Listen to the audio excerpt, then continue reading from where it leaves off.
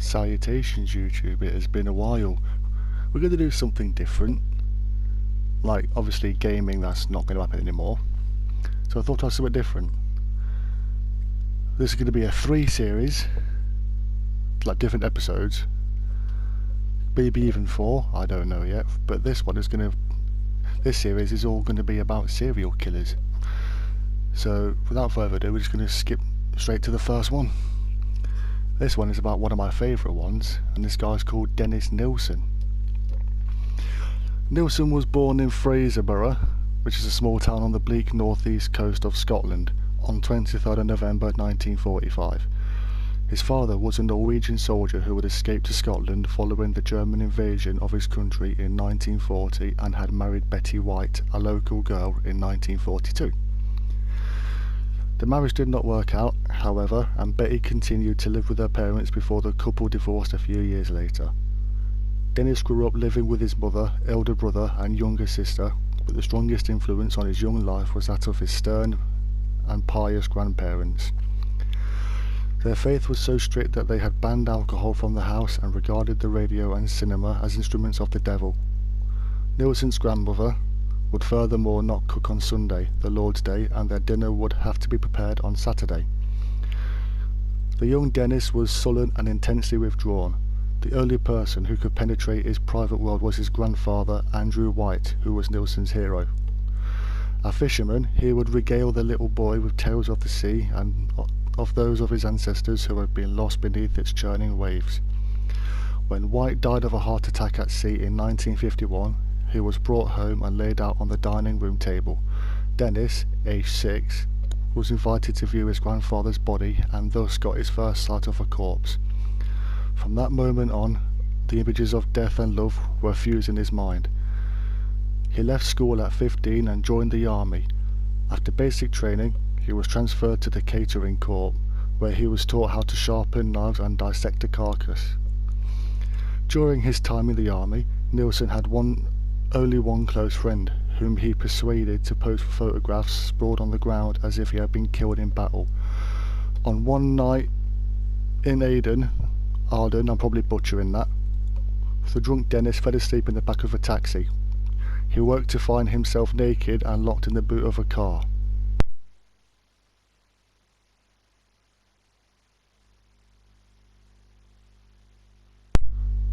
When the taxi appeared, Nilsen played dead, but as the Arab manhandled him out of the boot, Nilsen grabbed a jack and beat him around the head with it. Dennis never knew whether he had killed the man, but after that he began having nightmares about being raped, tortured and mutilated. After spending 11 years in the army, Nilsen left to join the police force.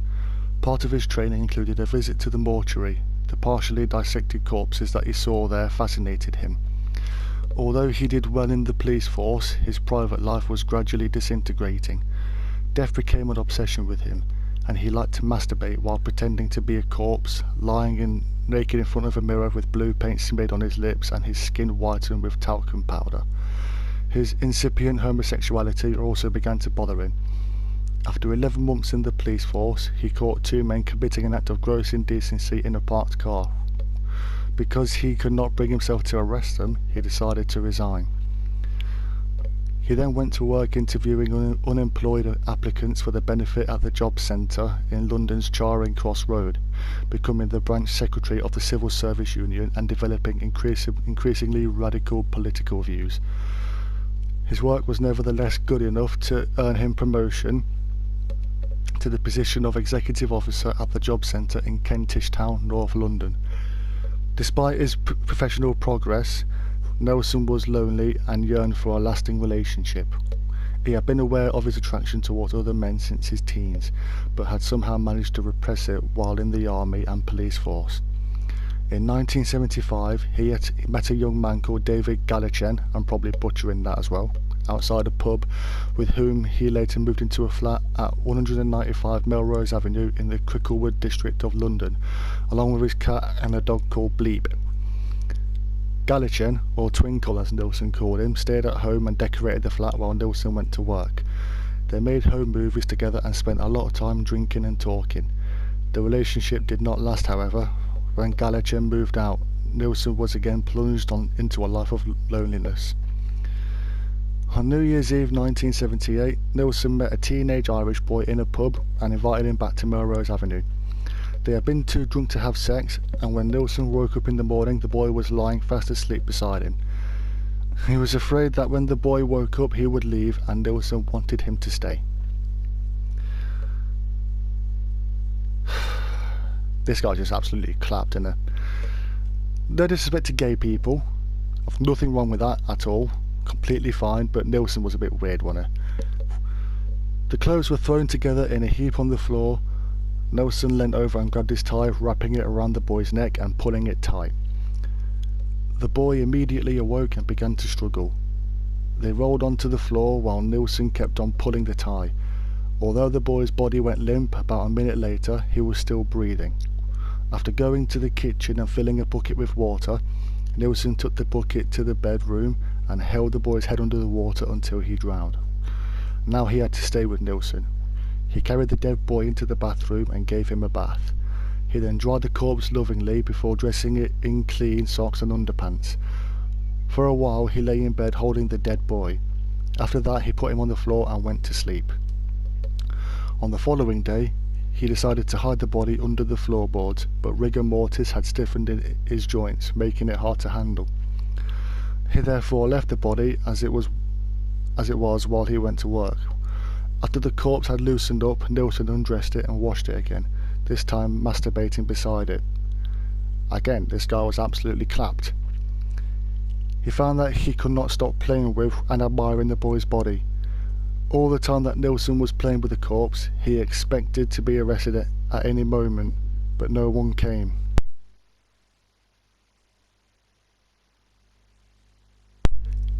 It seemed that the dead boy had not been missed by anyone. After a week of living happily with the corpse, Nilsen hid it under the floorboards. 7 months later, he cut it up and burnt it in the garden. Nilsen's first experience of the murder had frightened him.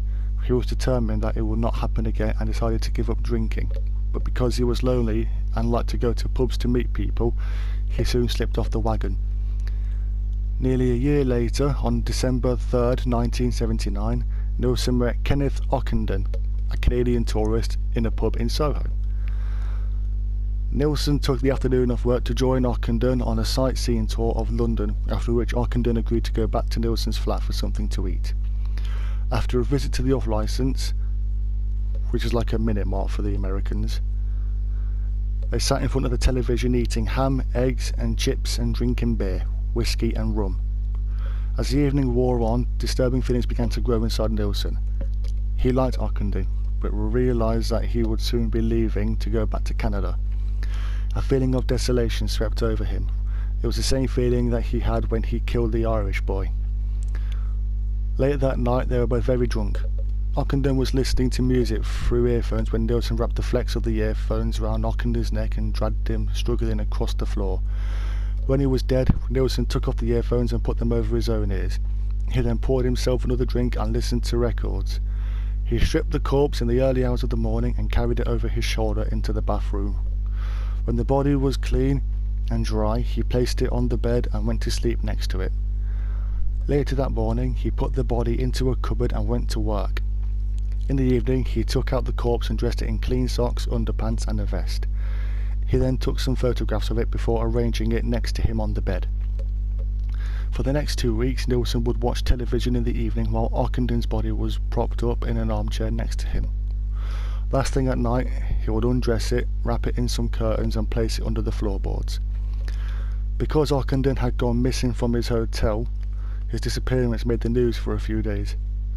Nilsen was again convinced that he was about to be arrested at any moment. After all, people in the pub, on the bus and in the off-licence had seen them together. But when there was still no knock on the door, Nilsen felt that he could pursue his macabre hobby unfettered.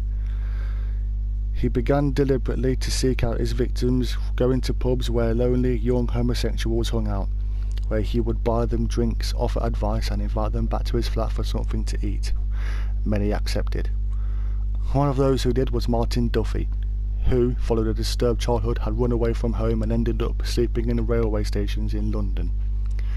He went home with Nilsen and crawled into bed after drinking 2 cans of beer.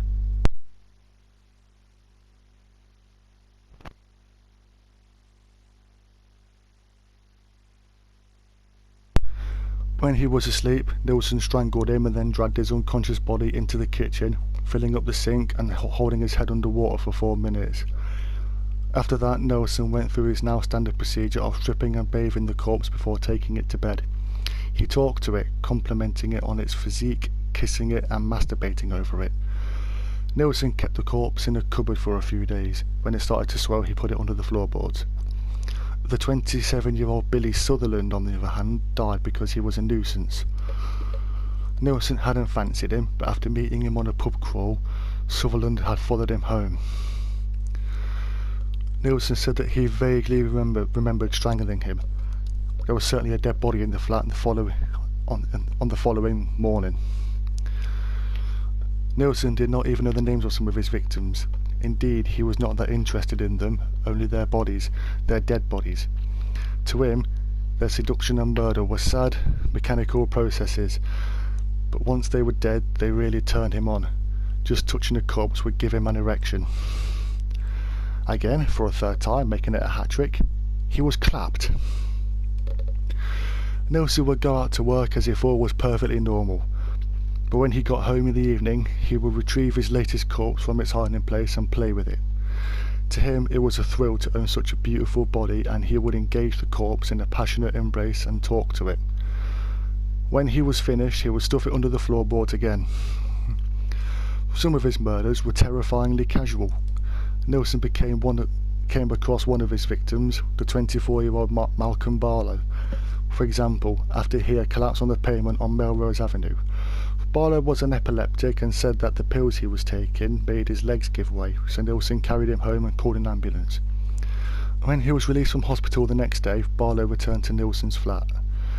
Nilsen prepared a meal and Barlow began drinking, even though Nilsen had warned him not to mix alcohol with the new pills that he had been prescribed. When Barlow indeed collapsed, Nilsen could not be bothered to call the ambulance again and therefore strangled him. After that, carrying on drinking until it was bedtime.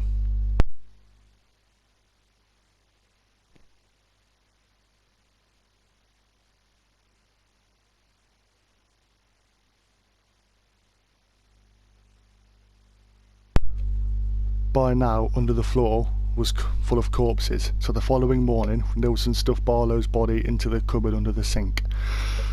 As the place was full up, Nilsen decided that it was time to move. There were 6 corpses under the floorboards. Several others had been dissected and stored in suitcases. He decided that he had better dispose of the bodies first, and after a stiff drink, pulled up the floorboards and began cutting up the corpses. He hid the internal organs in the garden, where birds and rats dealt with them. The other body parts were wrapped in a carpet and thrown onto a bonfire. A tire was placed on top to disguise the smell. Nilsen then moved to an attic flat at 23 Cranley Gardens in the London district of Muswell Hill in a deliberate attempt to put a halt to his murderous career. He could not kill people, he reasoned, if he had no floorboards under which to hide their corpses and no garden in which to burn them. Indeed, although he had several casual encounters in his new flat when he picked up men at night, he let them go in the morning unmolested. He was elated because he believed that he had finally broken the cycle of killing. However, John Howlett, as Nilsen called him, Guardsman John, came back to Cranley Gardens. Nilsen could not help himself and strangled Howlett with a strap before drowning him. A few days later, he strangled Graham Allen while he was eating an omelette. Of all things, a fucking omelette.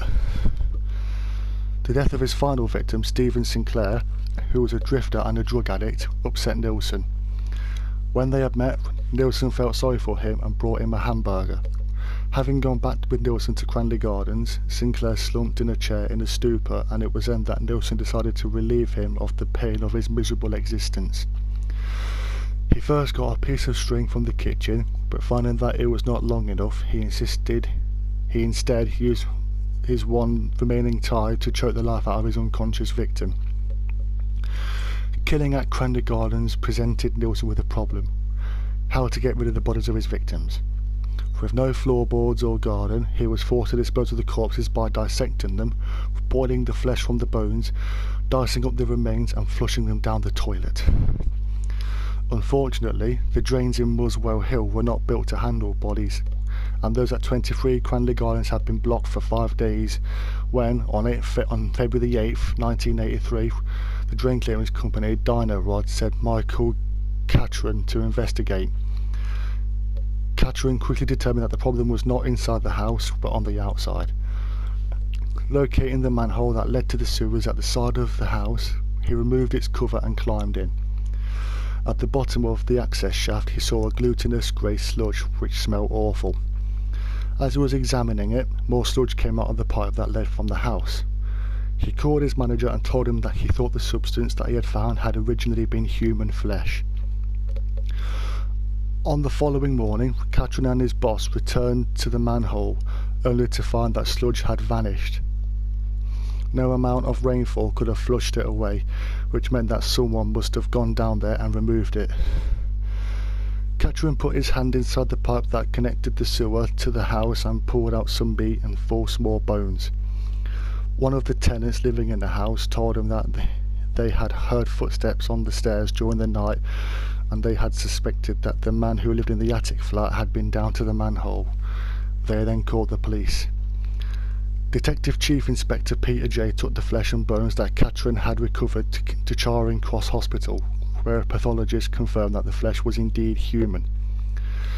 The tenant of the attic flat was still at work when Jay visited Cranley Gardens, but when Nilsen returned at 5:40 p.m, Jay met him at the front door and introduced himself, saying that he had come about the drains.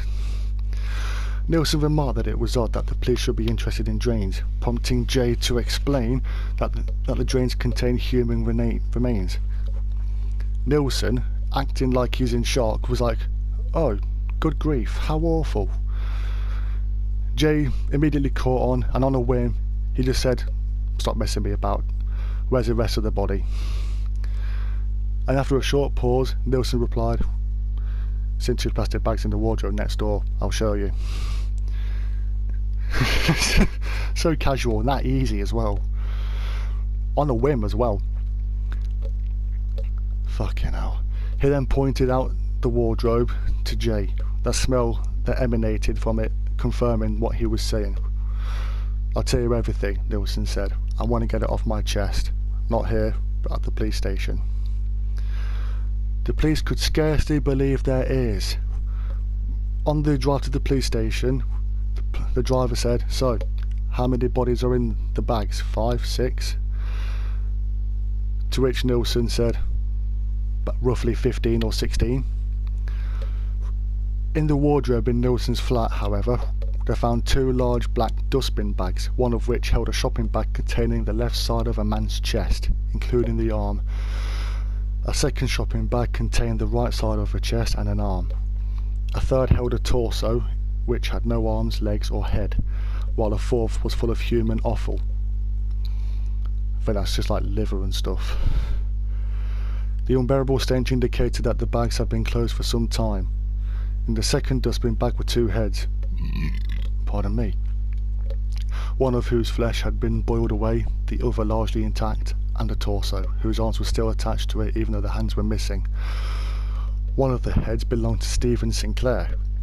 Nilsen had severed it 4 days earlier and had started to simmer in a pot in the kitchen stove. The police found Sinclair's pelvis and legs under a drawer in the bathroom. There was another torso in a tea chest in Nelson's bedroom, along with a skull and more bones. The police also examined the garden at 195 Melrose Avenue, where they identified human ash and enough fragments of bone to determine that at least 8 people, and probably more, had been cremated there. Nilsen was eventually charged with 6 counts of murder and 3 of attempted murder. His solicitor had one simple question for Nilsen: "Why?" To which Nilsen replied, "I'm hoping you will tell me that." Nilsen had pleaded and intended to plead guilty in order to spare the jury and victims' families and details of his horrendous crimes, but his solicitor instead persuaded him to claim diminished responsibility. He was sentenced to life imprisonment with the recommendation that he serve at least 25 years. And that is where we're going to leave it. I think in total he had like 12 or 13 kills. I can't really remember. But yeah, I hope you enjoyed that. I just thought I'd try this on a whim. I've got a thing with saying on a whim recently. But anyway, hope you enjoy it. I don't know when the next upload is going to be. I'll be honest with you. Might be a week, 2 weeks, a month. I don't really know. But I hope you liked it. And if you did, please leave a like on the video, subscribe to the channel, and I'll see you in the next one. Peace.